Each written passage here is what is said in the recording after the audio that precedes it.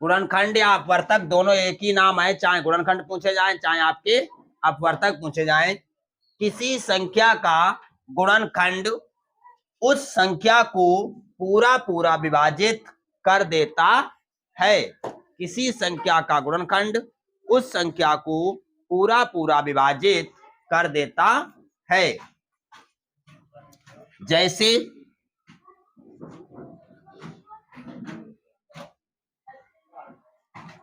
12 के गुणनखंड 1, 2, 3, 4, 6 और 12। किसी संख्या के गुणनखंड उस संख्या को पूरा पूरा विभाजित कर देते हैं। नंबर 1, एक प्रत्येक संख्या का गुणनखंड होता है।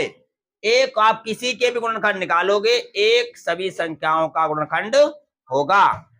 नंबर 2 है किसी संख्या के गुणनखंडों की संख्या निश्चित है। आप चाहे सभी बच्चे निकाले, 30 के 30 बैठे हैं, सबके सब निकाले, 12 के गुणनखंड यही निकलेंगे निश्चित। चाहे आज निकाले चाहे 100 साल बाद निकाले, निकलेंगे यही गुणनखंड। इसलिए क्या है, ये संख्या निश्चित है।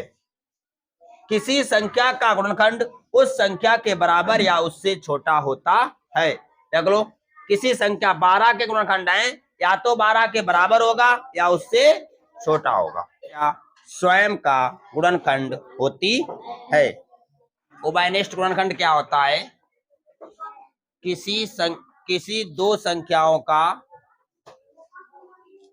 किन्हीं दो संख्याओं का ऐसा गुणनखंड जो दोनों संख्याओं में हो, उसे उभयनिष्ठ गुणनखंड कहते हैं। जब दो या दो से अधिक, चाहे दो संख्याएं या तीन हो या चार हो, कितनी भी हो, जब दो या दो से अधिक संख्याओं का गुणनखंड समान संख्या हो, कोई एक समान संख्या हो, एक हो या अधिक हो, तो उसे क्या कहते हैं, उभयनिष्ठ गुणनखंड कहलाती है या कहते हैं। उभयनिष्ठ गुणनखंड कहते हैं। जैसे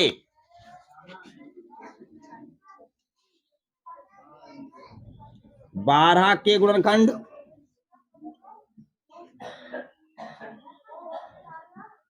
16 के गुणनखंड,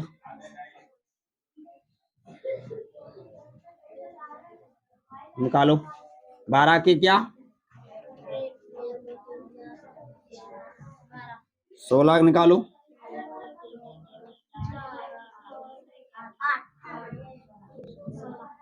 अब इसमें उभयनिष्ठ गुणनखंड कितने हो गए,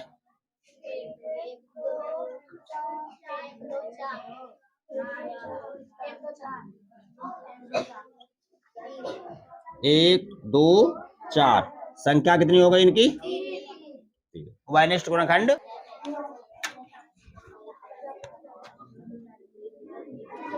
छत्तीस के गुणनखंडों की संख्या, अक्सर संख्या ही पूछी जाती है, ठीक है, क्यों गुणनखंड पूछ नहीं सकते, क्योंकि एक संख्या गुणनखंड बहुत होते हैं। या तो वो ऑप्शन से पूछा जाए, अब वो ऑप्शन में तो आपको सरल है, चाहे उसी संख्या भाग करके देख लो, कटेगा तो कटेगा, नहीं कटेगा छोड़ दो उसको। लेकिन संख्या क्या है, संख्या आपकी बहुत सटीक लिखी होती है, उसमें दिक्कत होती है। अब ये 36 के पूछे गए, 36 के आप सबसे पहले प्राइम फैक्टर, यानी अगला पॉइंट जो हम पढ़ाएंगे अब आज गुणनखंड, वो आपका है 36। 2 से काटे कितना हुआ, 2 से काटा, फिर जे आपके आवाज गुणनखंड हो गए, क्या हो गए। अब देखो इसको लिख लो, 2 की पावर 2 गुणा 3 की पावर 2। क्लियर है, यहां तक आप लोग सब लोग जानते हो, कोई दिक्कत नहीं। अब आगे थोड़ा ध्यान दो, पावर में जो लिखा है उस पावर में एक जोड़ दो, जो भी हो, अगर एक है पहले से एक है तो तब भी एक जोड़ दो, 2 है तब भी एक जोड़, 3 है तब भी एक जोड़ दो, एक जोड़ना आपको है। 2 की पावर में एक जोड़ दिया, 3 की पावर में एक जोड़ दिया, कितना हो गया। अब इनके बीच में गुणा हो गया, 3 गुणा 3 बराबर 9।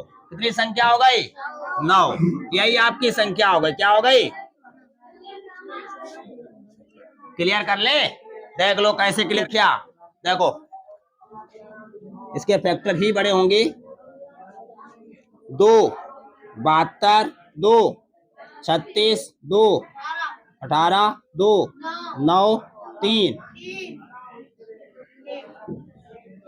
2 की पावर 3 की पावर 2 एक एक जोड़ दो 5 गुणा 3 15 आ रहे संख्याएं। देखो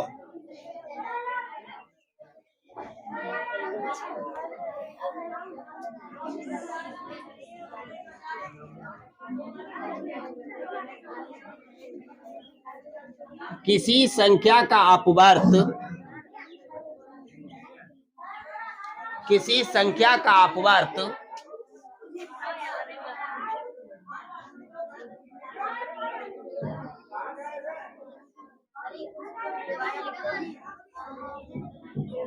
उस संख्या से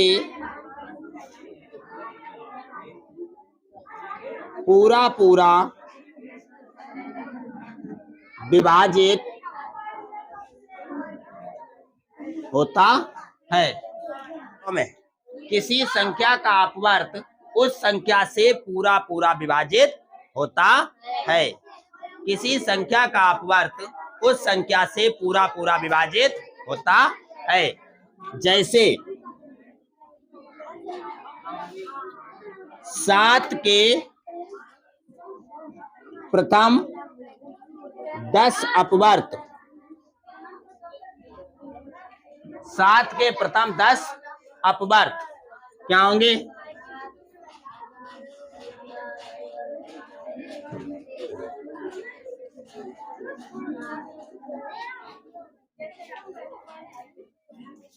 संख्या का प्रथम गुणज स्वयं संख्या होती है।